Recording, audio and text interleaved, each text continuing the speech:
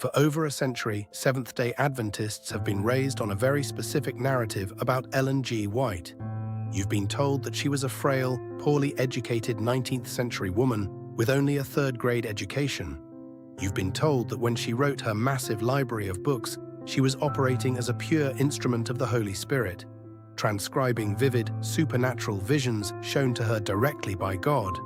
To every Adventist, her books aren't just good spiritual reading. They are celebrated as the spirit of prophecy, an inspired voice that cannot be questioned. But what if her most famous books were not spoken from heaven, but copied from the uninspired books sitting on her bookshelf? What if the co-founder of Seventh-day Adventism systematically copied the prose, structures, descriptive adjectives, and theological insights of secular and religious authors, and presented them to her followers as direct revelations from God? Welcome to part 1 of our 3-part investigative series. Today we are looking at the scandal that the Seventh-day Adventist Church tried to bury for decades. The story of a suppressed book, a threat of legal action, and a smoking gun confession from inside the General Conference. To understand how deep this issue goes, we have to travel back to the year 1883. In February 1883, Ellen White published a book review in the official Adventist periodical, Signs of the Times. In that article, she explicitly praised a secular 2-volume work titled The Life and Epistles of St. Paul, written in 1852 by 2 British Anglican scholars, W.A. Conybeare and J.S. Howson.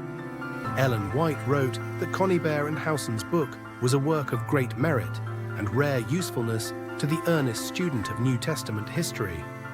There is no doubt that she owned the book, read it, and loved it. Just 4 months later, in June 1883, Ellen White published her own book, titled Sketches from the Life of Paul. The church aggressively marketed this new book to Adventists as an inspired commentary, claiming that the deep historical and theological insights inside were shown to Ellen White in holy visions from God. When readers opened Ellen White's Sketches from the Life of Paul, a terrifying reality emerged. Substantial portions of her inspired book were copied word for word, or closely paraphrased, directly from Conybeare and Howson's book, without a single quotation mark, footnote, or credit anywhere in the text. She didn't just borrow a few historical dates or geographic facts. She took Conybeare and Howson's narrative flow, their vivid descriptive adjectives, their personal theological deductions, and their chapter structures.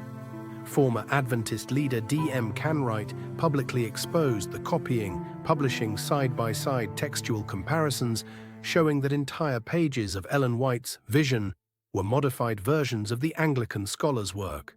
Think about the ethical contradiction. In February, she praises an Anglican book. In June, she publishes a book containing those exact same words, but tells her church members that the words came directly from God in a vision. What happened next was an absolute institutional disaster. Reports quickly circulated that the British publishers of Conybeare and Howson, Longmans, Green and Company, discovered the unauthorized copying and threatened legal action for copyright infringement. Panicked by the public embarrassment, the Seventh-day Adventist Church took immediate action. They halted distribution of sketches from the Life of Paul, destroyed the printing plates, and quietly removed the book from church catalogues. For decades, the book was allowed to drop out of print, buried so deep that ordinary church members had no idea it ever existed. Decades later, Adventist apologists attempted to rewrite this history, arguing that a formal lawsuit was technically impossible because 19th century American law didn't automatically protect foreign British copyrights. Whether a formal lawsuit occurred or was simply threatened, internal church documents prove that leadership knew the book was a massive moral failure. In a confidential 1914 letter, General Conference Secretary W.A. Spicer admitted the truth about what really happened. He wrote that Sketches from the Life of Paul was improperly pieced together by Ellen White's literary staff, who took her scattered notes and filled broad narrative gaps by copying extracts directly from Conybeare and Howson. Spicer candidly wrote, "Those responsible for such a job should never have done what they did," and the book was withdrawn from circulation. Read that admission again. The Secretary of the General Conference admitted that Ellen White's assistants took uninspired Anglican scholars, pasted their words into her book to fill narrative gaps, and passed the final product off as divine inspiration. If this had been an isolated mistake in one single book in 1883, perhaps it could be dismissed as a temporary lapse in judgment by her staff. But the withdrawal of sketches from the life of Paul was only the tip of an iceberg. For the next century, church leaders knew they had a massive secret on their hands. If they told church members that Ellen White relied heavily on outside books, the entire foundation of her infallible prophetic authority would crumble. So they chose to remain silent, keeping her personal library hidden and maintaining the public myth that every word she wrote came straight from heaven. That silence held for nearly 100 years, until a devoted Adventist pastor walked into a library in the late 1970s and pulled a thread that unraveled the entire illusion.